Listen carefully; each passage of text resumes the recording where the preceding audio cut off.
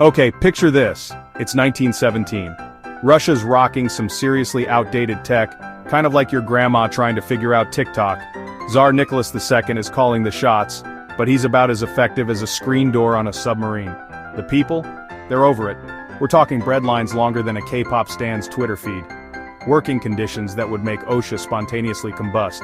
Basically, Russia was one bad borscht away from a total meltdown. And let's not forget about good old Nicky's track record. He was about as popular as a surprise tax audit. His solution to dissent, throwing anyone who disagreed with him in the gulag, not exactly the best way to win hearts and minds. So yeah, Russia was basically a pressure cooker about to blow. And guess what? Things were about to get a whole lot spicier. Remember that whole pressure cooker metaphor? Well, buckle up, because things are about to get even messier. Imagine a kitchen where the chef is already overwhelmed, the ingredients are questionable, and suddenly, someone cranks the heat to max and dumps in a whole jar of spicy mustard. That's what World War I did to Russia. World War I wasn't just a war, it was a catastrophe that made every existing problem in Russia 10 times worse. The front lines were chaos with explosions, poison gas, and mud everywhere. Soldiers huddled in trenches, barely able to breathe, let alone fight. It was a disaster, plain and simple. Towns were destroyed, families torn apart, and hope was in short supply. The devastation stretched from the battlefields all the way back to the villages and cities. Russia's army was about as prepared for a world war as a chihuahua is for a fight with a grizzly bear. Most soldiers had outdated weapons, little training, and even less motivation. They were sent into battle against better-equipped enemies, often with barely enough boots to go around. They were outgunned, outmanned, and outstrategized. Defeats piled up, and morale plummeted. Many soldiers deserted, and those who stayed faced almost certain death or capture. Millions of Russians, many of them peasants who barely knew what a tank was, were shipped off to the front lines. These were ordinary people, farmers and laborers, suddenly thrown into the chaos of modern warfare with little idea what awaited them. Back home, the situation was about as fun as a root canal. Families waited anxiously for news, often receiving only bad news or none at all. The war drained resources and left communities struggling to survive.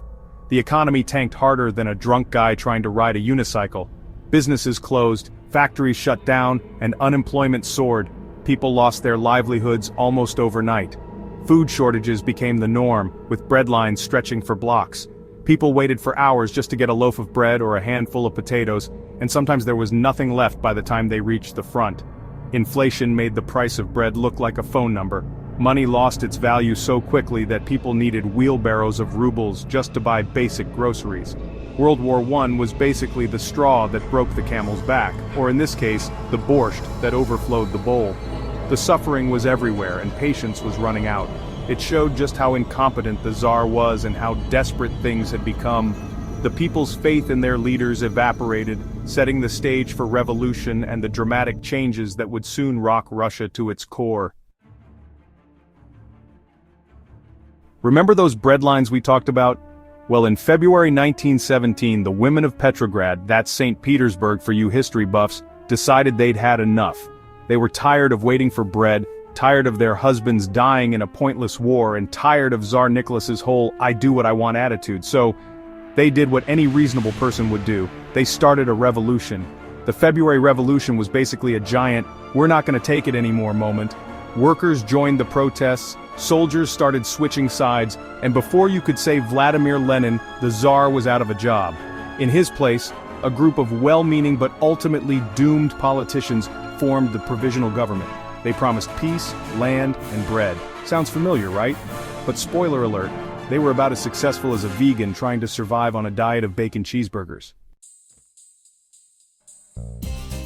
The provisional government had one job: fix Russia.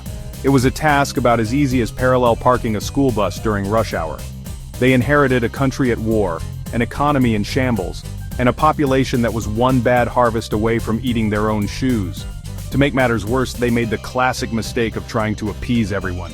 They kept Russia in World War I, which nobody wanted. They dragged their feet on land reform, which made the peasants even angrier.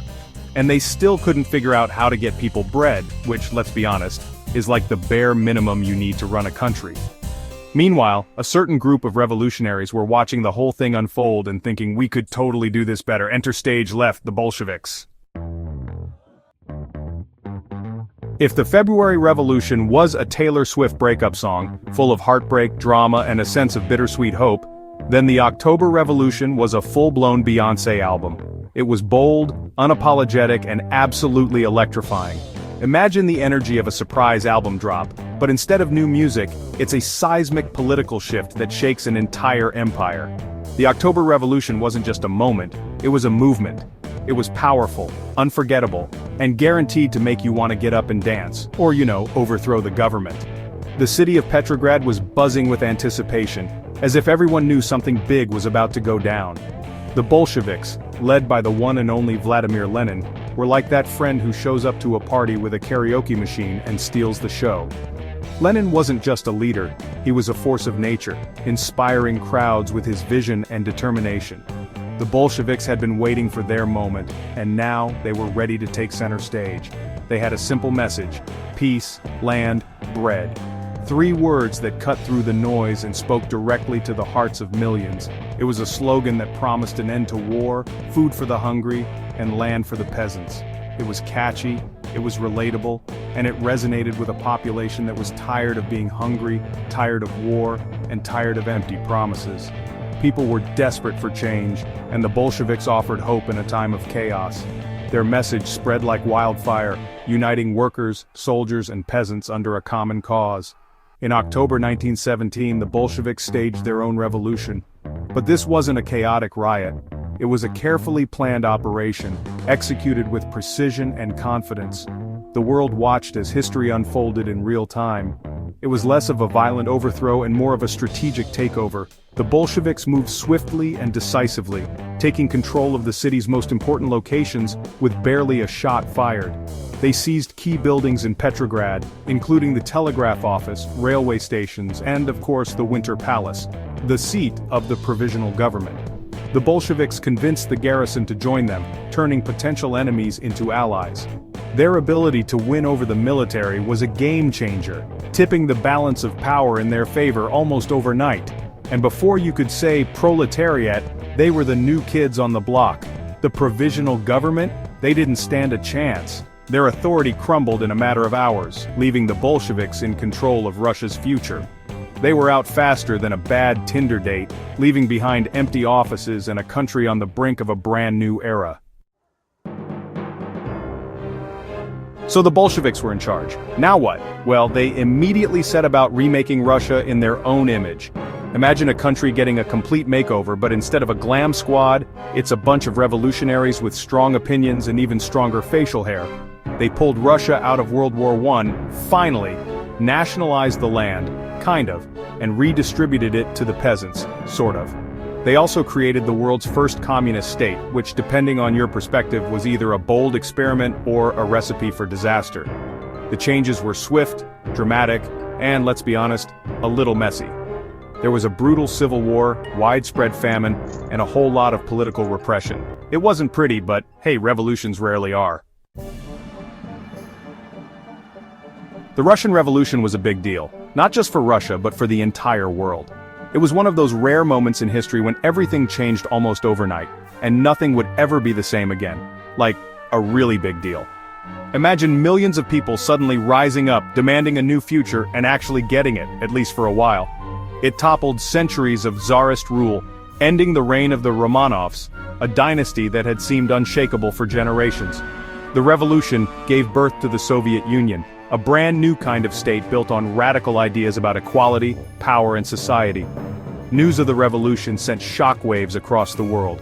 People everywhere watched in awe, fear, or hope, wondering if their own countries might be next. It also led to the Cold War, a global standoff that shaped the 20th century and defined international politics for decades, which was basically a decades-long staring contest between the US and the USSR, with the fate of the world hanging in the balance. But instead of just harsh words, both sides had nuclear weapons, enough to destroy the planet several times over.